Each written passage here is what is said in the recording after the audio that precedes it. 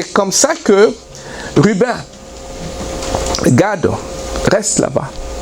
Et quand Ruben et Gad restent de l'autre côté du Jourdain, Manassé, qui était le fils de Joseph, dans la famille, parmi les enfants de Manassé, il y a eu Makir, et la famille de Makir est restée avec Gad et Ruben de l'autre côté du Jourdain. C'est comme ça que on parle de la demi-tribu de Manassé. Quand vous pouvez voir là, ça c'est la rivière Jourdain. Ils arrivent dans ce pays ici des Galades, ils s'établissent là-bas, ils font la demande pour pouvoir rester là-bas.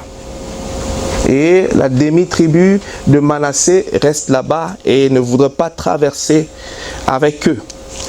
Et Moïse, effectivement, leur a donné leur demande.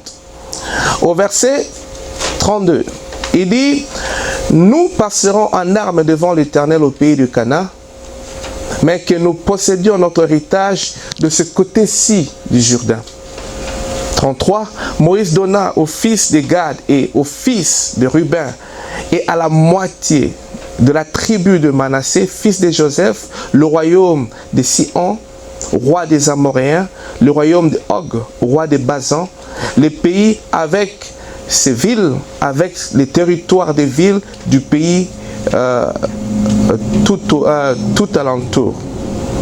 Les fils de Gad bâtirent Didon, à Tarot, à Roer, et ensuite continue à citer des rois. Au verset 38, il dit Néboth, Baal-Moen, dont le nom furent changés, et Sibma, ils donnèrent le nom aux villes qu'ils bâtirent. Les fils de Makir, ça c'est la tribu de Manassé.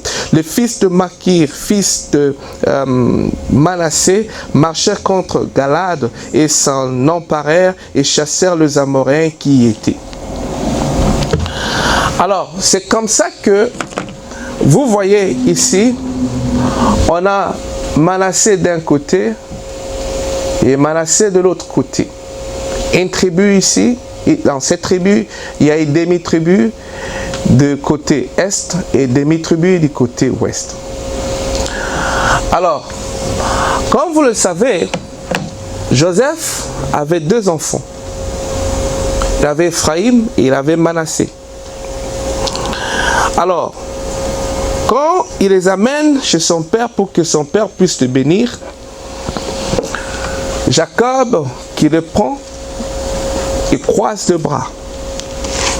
Il fait passer la bénédiction de Manassé sur Ephraïm.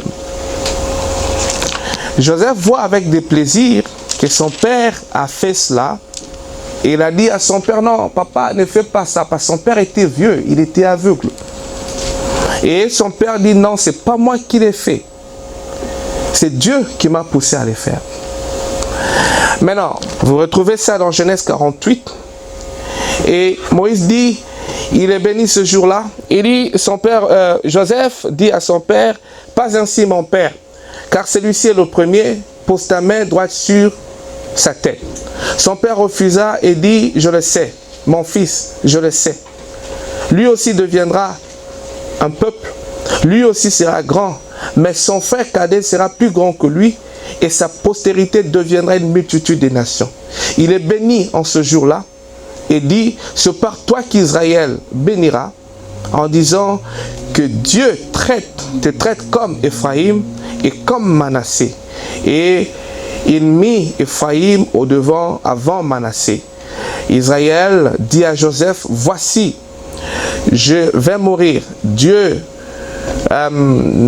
Mais Dieu sera avec toi et il vous donnera il vous fera retourner dans le pays de vos pères.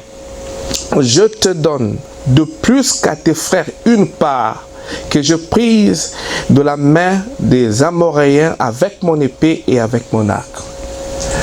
Voyez ici une double bénédiction.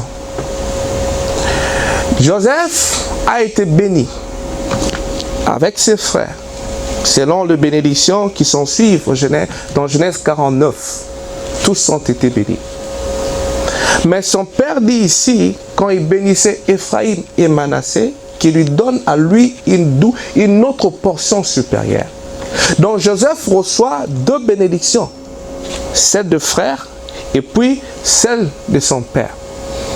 Alors quand il reçoit ces deux bénédictions-là, il amène ses enfants pour que le patriarche Jacob puisse prier pour eux. Alors le prophète nous apprend quelque chose de remarquable ici. Le prophète dit que Ephraïm et Manassé représentent l'église des nations et l'église des gentils. Quand il les amène auprès de Jacob, qui était là, le père, pour pouvoir bénir les enfants, il dit quand ils croisent les bras, c'était effectivement la représentation de la croix. C'est que les bénédictions qui étaient dans l'église juive devaient venir sur l'église des gentils. Et que nous allons précéder l'église des gentils. Amen. Donc la croix a fait un transfert de bénédiction. La croix nous a donné la grâce, la croix nous a fait entrer en premier dans le royaume, alors que le juif à qui le Seigneur a envoyé le Messie, ont douté du Messie et ils l'ont rejeté, ainsi nous avons eu le privilège d'entrer. Amen. Mais Dieu ne rejettera pas son peuple, Dieu va devoir les sauver. Amen. Il va se révéler à eux et les Juifs reconnaîtront le Messie qu'ils ont crucifié. Alors, quand maintenant Ephraïm et Manassé sont bénis, ils sont élevés dans le rang des patriarches. Tout de suite. Jacob, le père ici, les élève au rang des patriarches. Pourtant, les autres avaient aussi des enfants. Ruben avait des enfants, il y avait des tribus, et Lévi avait des enfants, et tous ces avaient d'autres tribus, il y avait tous des tribus. Mais c'est seulement les deux enfants ici, Ephraïm et Manassé, qui sont élevés au rang des patriarches. Alors quand ils s'élèvent au rang des patriarches, vous voyez maintenant que les patriarches là, ça fait 12 des enfants de Jacob. Maintenant, dans ces 12 enfants de Jacob là, Dieu, dit le prophète, avait ses mathématiques. Le mathématique de Dieu, c'était en réalité 13. Mais qu'est-ce que Dieu va faire? Dieu va pouvoir soustraire. Et en soustrayant, il va ramener ça à 12. Qu'est-ce qu'il fait? Quand il est béni, d'après la bénédiction de Jacob, vous voyez que dans ces bénédictions-là, il a cité chacun de ses enfants. Tout le monde prend part à la bénédiction. Ephraïm et Manassé n'ont pas part à la bénédiction. Alors, quand ils vont au pays des promesses avec Moïse et Josué, l'inspiration de leur mère, Josué, qui représente le Saint-Esprit, devait le placer positionnellement. Maintenant, quand Josué le place positionnellement, la part qui appartenait à Joseph, il retranche cette part-là. Et il donne une part à Manassé et une autre part à Ephraïm. Mais la prophétie du patriarche Jacob avait dit que Lévi serait soustrait. Il allait les soustraire, il serait dispersé en Israël. C'est comme ça que Lévi aussi est soustrait. Quand Lévi est soustrait, Joseph est soustrait, Ephraïm et Manassé, ils lui viennent, ils remplacent ce patriarche-là. Ils prennent la position de patriarche. Alors, dans la bénédiction là-bas, vous retrouvez Ephraïm, qui n'était pas un enfant de Jacob, son petit-fils. Vous trouvez Manassé, qui était un enfant de Joseph, petit-fils de Jacob, élevé au niveau de patriarche. C'est pourquoi on leur donne la terre qui appartenait à leur père Joseph. Ils prennent cet héritage-là. Mais vous remarquerez une chose, que quand ils vont, ils s'installent au pays des promesses. Et le reste là, et on leur donne la terre sans le bénédiction, et après qu'ils soient installés, des royaumes se sont établis, ils ont succombé dans l'idolâtrie. Et quand ils succombent dans l'idolâtrie, la conséquence de l'idolâtrie, c'est que votre nom est effacé du dessous de la terre.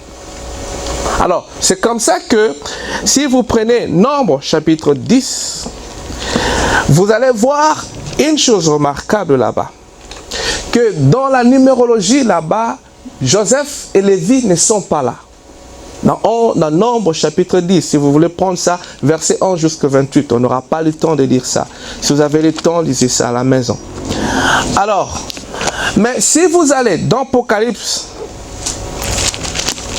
vous retrouverez que dans la numérologie là-bas, Joseph et Lévi reviennent. Pourquoi? Parce qu'il y a eu deux tribus, la tribu de Dan, qui s'est versée dans l'idolâtrie. Et comme elle se verse dans l'idolâtrie, Dan et Ephraïm se versent dans l'idolâtrie. Comme ils se versent dans l'idolâtrie, Dieu raye encore le nom de Dan et d'Ephraïm et restitue le nom de Lévi et de Joseph dans les bénédictions qu'il leur donne dans le livre d'Apocalypse, quand il revient pour sceller son sceau. Alors, vous voyez que il reste dans ce pays-là, ils viennent, laissez-moi retrouver, si je peux vite retrouver Apocalypse ici, là où l'apôtre. Et quand ils vont faire la guerre là, ils demeurent, et comme le prophète dit, ils se battent, comme la Bible le dit, ils combattent et ils font tout ce qu'ils peuvent pour que la parole de promesse soit manifestée dans leur vie. C'est comme ça que le prophète dit que Dieu aime le courageux. Amen. Amen. Dieu voudrait que vous ayez le courage. Amen. Amen. Comme ces gens avaient du courage, ils avaient le kilo de croire la parole de Dieu. Ils avaient le kilo d'agir conformément à la parole, de croire conforme, d'agir conformément à la parole qui leur a été donnée. Et Frère Branham dit, l'une des plus grandes malédictions dans l'église aujourd'hui, c'est la peur. Amen. Les gens ont peur de prendre Dieu au mot. Ils ont peur de confesser qu'ils sont chrétiens. Ils ont peur de faire ce qui est juste. Et ils ont peur de marcher avec Dieu. Ils ont même peur d'évangéliser, de dire à quelqu'un au sujet de la parole. Ils ont peur. Ça, c'est une très grande malédiction parmi les chrétiens. Quand le Seigneur sort de la tombe, il dit, n'ayez pas peur. N'ayez pas peur, je vaincu la mort, le séjour de mort. Et le prophète, en parlant de ces choses ici, il est en train de tirer une allégorie, une leçon ici en parabole. Et en parlant de ces choses, il donne une créature bizarre de la mer, la méduse. Il explique, il dit qu'il y a des chrétiens qui sont comme des méduses. Voici une méduse.